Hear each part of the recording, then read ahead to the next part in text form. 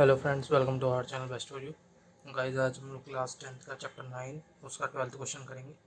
देखिए, from the point of 7 metre high building the angle of elevation of the top of a cable tower is 60 degree.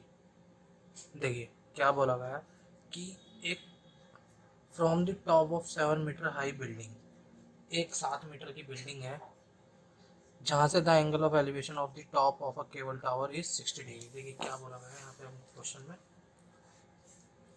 12th question है। बोला गया है एक 7 metre high building है, ये 7 metre की बिल्डिंग है और ये ना एक, देखिए इससे एंगल ऑफ एलिवेशन, इससे क्या है एंगल ऑफ एलिवेशन, कहाँ लिखा है देखिए, the angle of elevation of the top of a cable tower, मतलब angle of elevation of the top of a cable tower का मतलब है एक इससे लंबा एक टावर है और उसका एंगल ऑफ एलिवेशन ये कितना है, इसके पास इस पे कितना बन रहा है 60 डिग्री, ये बोला गया है हमको अभी। और देखते हैं और क्या बोला गया है। देखिए, and the angle of depression of its foot is 45 degree. अब देखिए एंगल ऑफ डिप्रेशन कैसे बनता है, ये देखिए जैसे कोई चीज़ है यहाँ खड़ी है और यहाँ से एंगल ऑफ डिप्रेशन कैसे बनेगा, एंगल ऑफ डिप्रेशन बनेगा ये बाहर से 45 डिग्री। कुछ बच्चे सोचते हैं एंगल ऑफ डिप्रेशन बनता है अंदर से, नहीं दोस्तों, ये जो हमारा ये एंगल ऑफ डिप्रेशन होता है ना, ये बनता है कहाँ से, बाहर से बनता है। जैसे कि मैं आपको दोबारा बता देता हूँ, ये हम किसी चीज़ को देख रहे हैं और एंगल ऑफ डिप्रेशन जो है वो ऊपर से नीचे देखना, ऊपर से नीचे देखने को कहते हैं एंगल ऑफ डिप्रेशन। तो एंगल ऑफ डिप्रेशन देखिए, आप समझ लीजिए यहाँ खड़े हैं तो यहाँ से आपसे परपेंडिकुलर खींचेंगे ऐसे और फिर नीचे आप ऐसे देख रहे हैं, तो आपका यहाँ से ये जो एंगल है ना, ये कहलाएगा एंगल ऑफ डिप्रेशन। अब एंगल ऑफ एलिवेशन, बच्चे सोचते हैं एंगल ऑफ एलिवेशन क्या होता है, एंगल ऑफ एलिवेशन होता है नीचे से किसी चीज़ को खड़े होकर ऊपर देखना, नीचे से किसी चीज़ को ऊपर से देखना, ऊपर देखना। तो मतलब ये वाला जो एंगल होगा ये होता है angle of depression, angle of elevation, ये होता है एंगल ऑफ डिप्रेशन। अब देखिए, तो यहाँ से इसके फुट का जो एंगल बन रहा है वो बन रहा है ऐसे, तो ये हो गया 45 डिग्री। अब देखिए अगर ये 45 है तो ये भी 45 डिग्री होगा हमारे पास, और ये 90 होगा क्योंकि ये 90 है हमारे पास। अब हमको निकालना क्या है, हमको बोला गया क्वेश्चन के अंदर determine the height of the tower, ये जो हाइट टावर है ना इसकी हाइट निकालनी है। तो भाई ये कैसे निकालेंगे ये देख लेते हैं। सबसे पहले तो हमको क्या करना पड़ेगा, देखिए हम इस ट्रायंगल को नाम देते हैं ABCDE। तो हम आ जाते हैं सबसे पहले in triangle CDE, CDE triangle के अंदर आते हैं। तो देखिए 10 45 डिग्री जो परपेंडिकुलर अपॉन बेस होता है, परपेंडिकुलर अपॉन बेस 10 45 परपेंडिकुलर कितना हम पे 7 मीटर, बेस कितना हम पे DC 10 45 की वैल्यू 1 होती है, ये 7 अपॉन DC, तो DC की वैल्यू आ गई 7। DC हमारे पास कितना आ गया 7 आ गया। अब देखते हैं आगे। अब देखिए हम क्या करते हैं, DC अगर 7 है, ये देखिए ये अगर 7 आया है तो ये भी हमारे पास 7 होगा, ये अगर 7 है तो ये भी हमारे पास 7 होगा।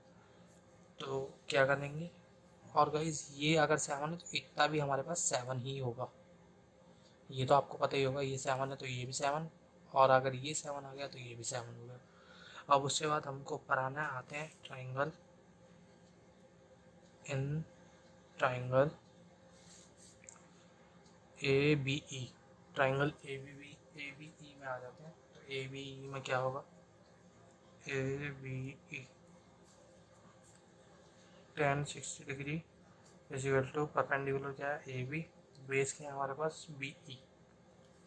देखिए परपेंडिकुलर AB और बेस BE है, 10 60 होता है √3। AB कितना है हमारे पास नहीं पता, हमने इसको x मान लिया। BE कितना है हमारे पास, B है हमारे पास 7, तो ये आ गया हमारे पास x इज इक्वल टू 7√3। अब देखिए height of the tower, tower की हाइट कैसे निकलेगी, ये हमारे पास आ गया 7√3। हाइट ऑफ द टावर होगी AB प्लस BC, तो A C is equal to क्या होगा, A B plus B C. कैसे, ये ए बी है और ये बी सी है, ये दोनों ऐड करेंगे जी भी तो आएगा। तो 7/√3 प्लस 7 कॉमन लिया तो 7/√3 + 1 मीटर, ये हमारे पास आंसर आ गया इसका। अब आ जाते हैं नेक्स्ट क्वेश्चन पर। देखिए, देखा, as observe from the top of 75 metre high lighthouse from the sea level. देखिए 75 मीटर का लाइट हाउस है, ये एक लाइट हाउस है 75 मीटर का।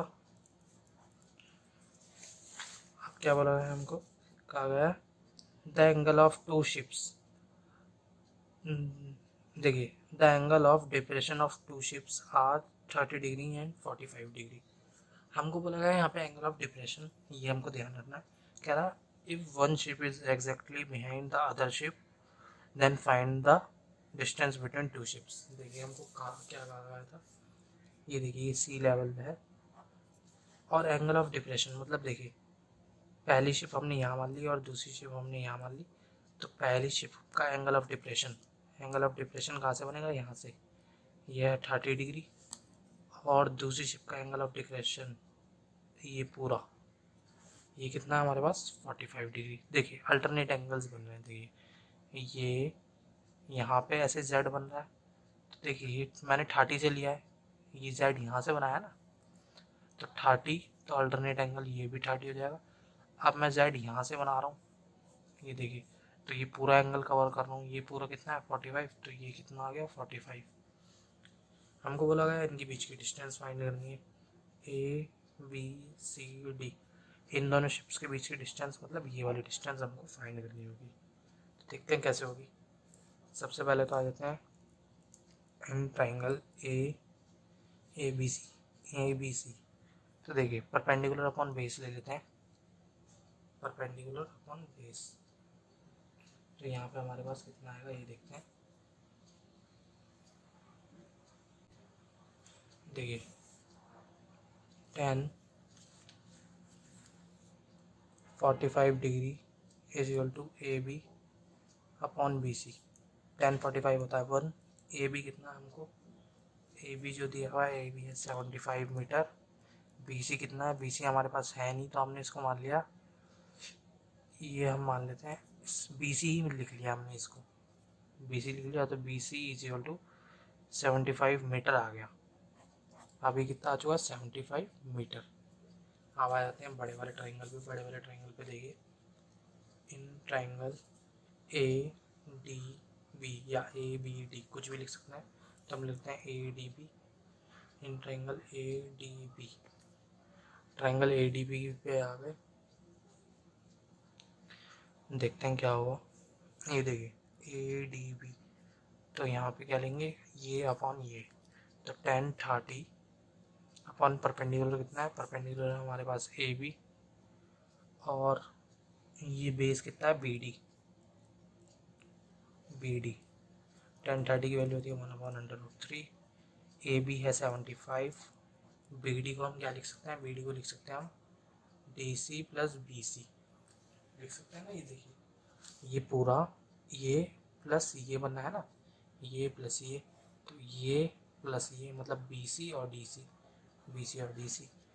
तो इसको सॉल्व करते हैं। देखिए इसको यहाँ मल्टीप्लाई करते हैं तो ये क्या, B C plus D C is equal to, ये यहाँ कर दी 75/√3, ये ऐसे हो गया। अब बी सी की वैल्यू है हमारे पास 75, डी सी की वैल्यू हमारे पास है नहीं, और बी सी जो है ये है, ये अब गाइस ये देख लेते हैं बी सी की वैल्यू कहाँ से आई। बी सी की वैल्यू ये दे रखी है हमको, जो मैंने ये पुट किया ना, ये वैल्यू ये दे रखी है हमको।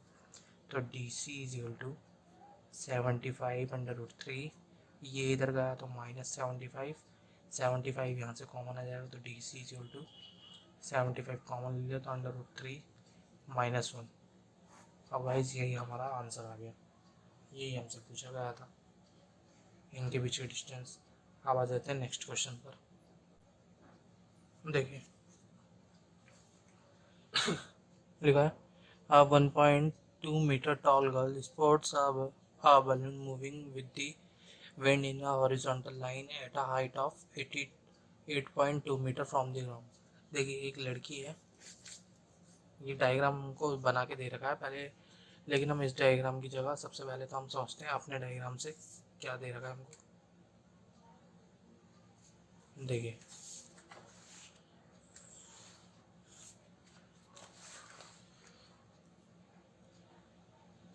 Answer number 14।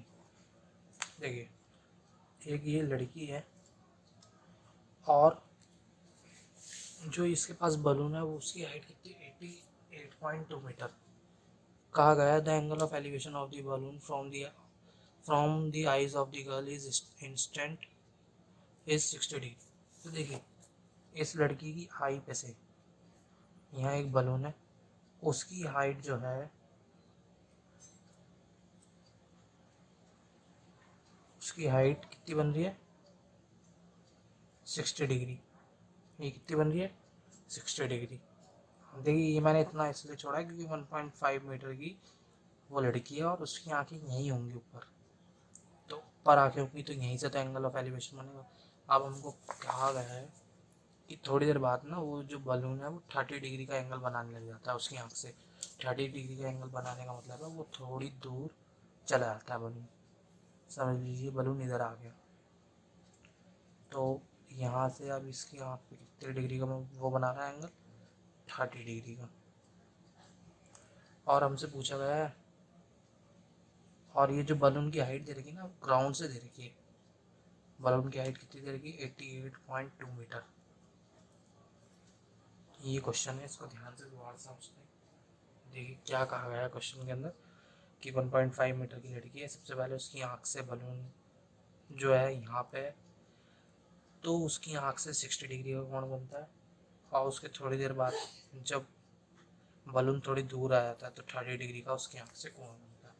और जो बलून है उसकी हाइट दे रखी है ग्राउंड से 88.2। इसको नाम देते हैं A B C D E F G H. हमने इसको नाम दे दिया। आप इसको सॉल्व करते हैं। सबसे पहले तो देखिए ये जो बलून है उसकी हाइट ग्राउंड से दे रखी है, ये देखिए उसकी हाइट जो है ग्राउंड से दे रखी है। तो सबसे पहले तो हम उसको 1.5 मीटर जो है 1.5 मीटर पहले माइनस कर देंगे। तो ये देखिए जी एफ कैसे निकलेगा, ये जो जी एफ दे रखा है जी एफ इतना पार्ट,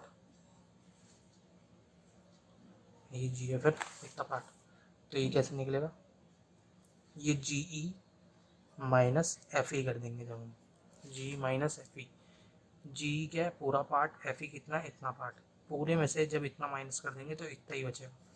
तो मतलब 88.2 माइनस 1.2। ये गाइस यहाँ पे जो है ये 1.5 मीटर की नहीं है लड़की, ये 1.2 मीटर्स की है। यहाँ पे थोड़ी सी मिस्टेक हो गई थी, तो इसको देखते हैं अब। 1.2 मीटर माइनस करेंगे तो आगे 87 मीटर। तो आप देखिए अगर ये 87 है इतना, यहाँ से लेके यहाँ तक का 87 मीटर है, तो ये भी 87 मीटर हो, तो ये 87 हो गया, ये 87 हो गया। अब हमसे पूछी क्या गई है, इनके बीच की डिस्टेंस पूछी गई है, तो वो फाइंड कर देंगे। बीच की डिस्टेंस मतलब ये वाला पार्ट एच एफ, ये वाला पार्ट पूछा गया है, तो ये फाइंड कर देंगे। सबसे पहले हम आ जाते हैं इस ट्राइंगल के अंदर। देखिए in triangle A B H, in triangle A B H, देखिए ए बी एच में आ जाते हैं। तो tan 60 degree equal to perpendicular upon base होता है, tan 60 होता है √3। परपेंडिकुलर कितना है हमारे पास ए एच, बेस कितना है हमारे पास एच बी, √3। ए एच की वैल्यू हमारे पास अभी आई है कितनी, ए एच की वैल्यू आई है गाइस 87 मीटर, और एच बी की हमारे पास अभी वैल्यू नहीं है, तो यहाँ से आ गई H B equal to 87 upon √3। ये आ गया, इसको अभी ऐसे ही छोड़ देते हैं। अब नेक्स्ट में आ जाते हैं।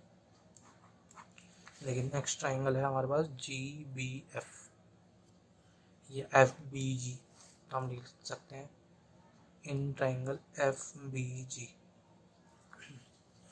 एफ बी जी में आएंगे तो देखिए ये अपॉन ये, तो 10 30 अपॉन परपेंडिकुलर अपॉन बेस, 10 30 होता है 1/√3। परपेंडिकुलर कितना हमारे पास 87, बेस कितना है हमारे पास, देखिए बेस है F B, 1/√3 is equal to 87। F B को हम क्या लिख सकते हैं, एफ बी को हम लिख सकते हैं B H plus F H, ये H B plus F H. तो इसको यहाँ मल्टीप्लाई कर देते हैं तो ये हो गया एच बी,